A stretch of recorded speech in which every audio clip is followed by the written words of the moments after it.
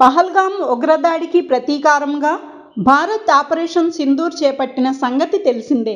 ఈ ఆపరేషన్లో భాగంగా పాక్ పీఓకేలోని ఉగ్రస్థావరాలే లక్ష్యంగా భారత్ సైన్యం దాడులు జరిపింది. ఈ నేపథ్యంలో దేశవ్యాప్తంగా సైనికులపై ప్రశంసలు వెల్లువెత్తాయి.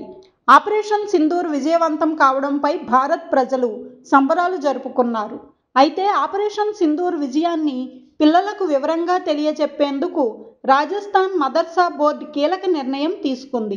తమ ఆధ్వర్యంలో నడుస్తున్న మదర్సాల్లో ఆపరేషన్ సింధూర్ను సిలబస్లో చేర్చేందుకు సన్నాహాలు చేస్తున్నట్లు మదర్సా బోర్డు చైర్మన్ చోప్ దార్ తెలిపారు. అందుకోసం సెకండరీ ఎడ్యుకేషన్ బోర్డు నుంచి అనుమతుల కోసం ప్రయత్నిస్తున్నామని చెప్పారు.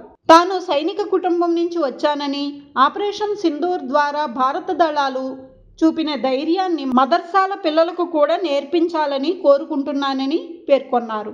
ముస్లిం సమాజానికి చెందిన కల్నల్ సోఫియా ఖురేషీ భారత సైన్యంలో ఉన్నతమైన స్థానంలో ఉన్నారని, ఆమె ముస్లిం పిల్లలకు ప్రేరణగా నిలుస్తారు అన్నారు.